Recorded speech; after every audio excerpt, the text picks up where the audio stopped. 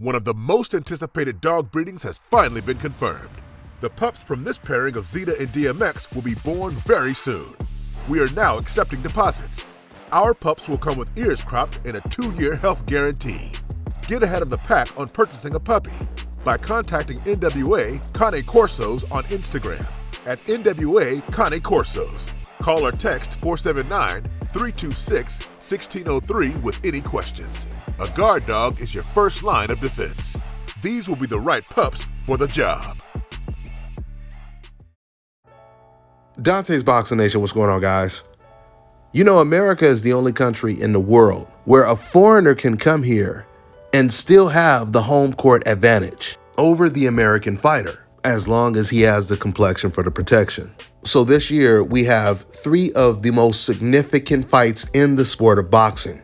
That's Gervonta Tank Davis versus Ryan Garcia, Stephen Fulton versus Naoya Inoue, and Devin Haney versus Vasily Lomachenko. The fight is supposed to take place on May 20th. They're still trying to determine a location right now. Saudi Arabia has shown a lot of interest in hosting this fight, but regardless if this fight is hosted in the United States or outside of the country, it's still going to be America's old media that's going to be covering and calling the fight, which would be ESPN in this case. So since we know this fight is expected to be announced pretty soon, I do what I always do when it comes to fights like this. I go back, I start watching previous fights to get a better idea of who's going to win, how they're going to win. So I went back to watch Lomachenko versus Ortiz. And what I realized after I watched the entire fight, and this is not the first time I noticed this when it comes to ESPN, but I noticed they didn't show one single replay of Jermain Ortiz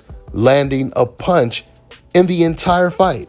Now understand this, if this was a fight that was completely dominated by Lomachenko, I mean, he was just playing with Ortiz and making him look foolish and he won every single round, then it would make sense that they would not have any replays of Ortiz landing any punches. But this fight was extremely close. And ESPN's commentary confirms that it was a very close fight. Let me tell you guys, HBO, they were extremely biased. And even HBO had never done that before. Even if HBO hated the fighter, they still would play replays if that fighter was scoring points, if he was landing punches. But despite the fact that ESPN continued to call shots landed by Ortiz during the broadcast, there was no replays of him landing punches.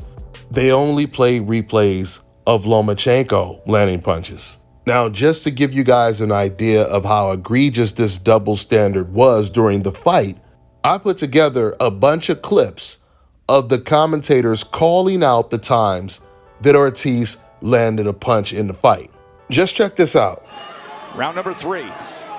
Jermain Ortiz, the upset-minded fighter from Worcester, Massachusetts, with a 15-11 connect advantage through the first 2 rounds.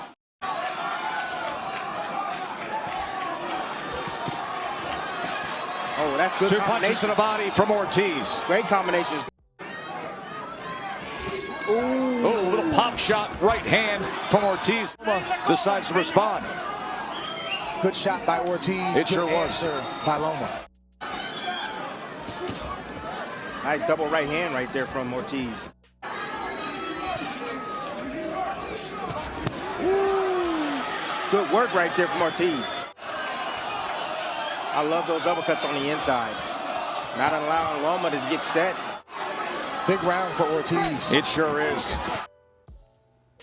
So like I said, if ESPN's commentary team acknowledges that Ortiz was landing punches throughout the fight, how come there were no replays of him landing punches? The obvious answer is ESPN did not want to give out the idea that Ortiz was in this fight and possibly winning the fight. They also didn't want Google to be flooded with images of Jermain Ortiz punching Lomachenko.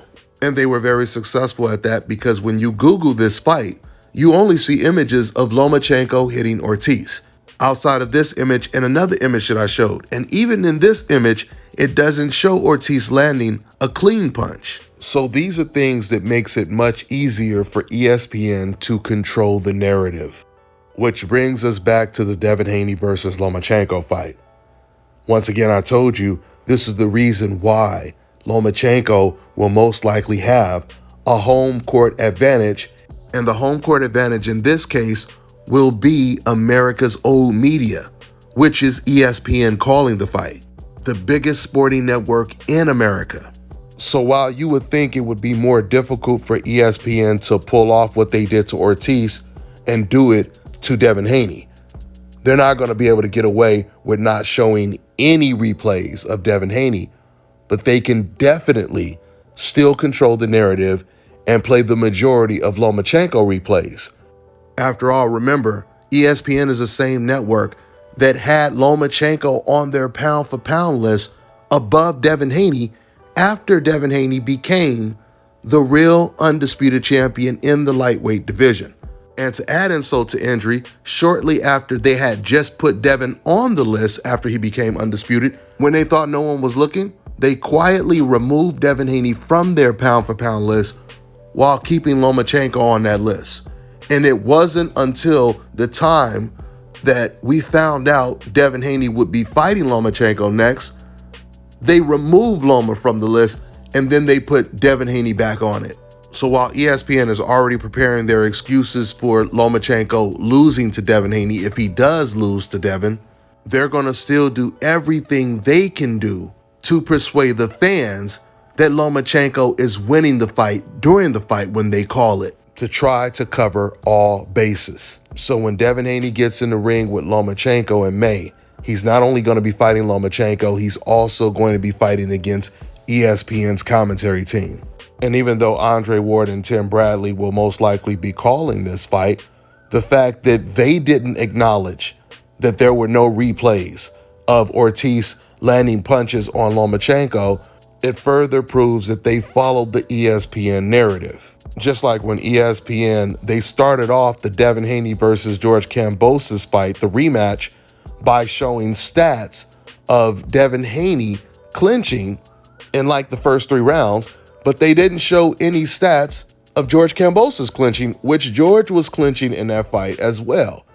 And then later on in the fight, when there wasn't too much clinching, they just completely abandoned the clinching stats, which was something that they had created just for Devin Haney. But even if you were to create a stat, you don't just show the stats of one fighter. That's no different than showing the stats of punches landed, the stats of punches thrown. They never show stats of just one fighter landing punches, right? So the same thing is supposed to apply with any type of stat that you create. And Tim Bradley and Andre Ward, they had the most powerful weapon in the world in their hands, which is that microphone. And they could have exposed these double standards on air. They could have exposed the many double standards that they have witnessed while they were covering fights. Like when Shakur Stevenson was fighting against Nakatilia. And the whole boring conversation, it started with Mark Kriegel later on in the fight. And then soon as Mark Kriegel said it, that's when Tim Bradley, he started taking the whole Shakur's boring narrative to the next level. But yet when Lomachenko went 6 rounds without throwing any punches against Teofimo Lopez, Mark Kriegel, Joe Tessitore, they didn't say anything about him being boring. And because they didn't say it, Tim Bradley didn't dare say anything like that. So once again, man, Devin Haney, he will be going up against a lot when he fights against Vasyl Lomachenko, despite the fact that he will most likely be the favorite. So we'll see how effective Lomachenko's home court advantage will be in May. That's all I got for now, guys. I'm on to the next one. All right, now check this out, guys. If you're looking to repair eczema scars, burns and bruises, dark spots and blemishes, fever blisters, diabetic ulcers, this right here is the perfect product for you guys. It's called LO Diki Face and Body Oil. Athletes and top-ranking boxers, they're also using it after training to reduce swelling, inflammation, and to ease the pain. So get yours today. Go to lodiki.com, like them on Facebook, and follow them on Instagram. Let me tell you guys about Issa Israel Law Firm. It is a full-service legal practice based in Denver, Colorado, an emerging hub for combat sports and high-altitude training. If you're a fighter inside or outside of the ring and you need a law firm you can trust to fight for you, visit thefighterfirm.com or email help@iilawfirm.com. Legal representation is usually limited to plaintiffs or defendants in Colorado, but iFirm can help anyone in the world with trademarking their business name, logos, and U.S. immigration issues. This brother has been my attorney for a while and helped guide me through all kinds of business and civil issues, so make sure you guys go to thefighterfirm.com.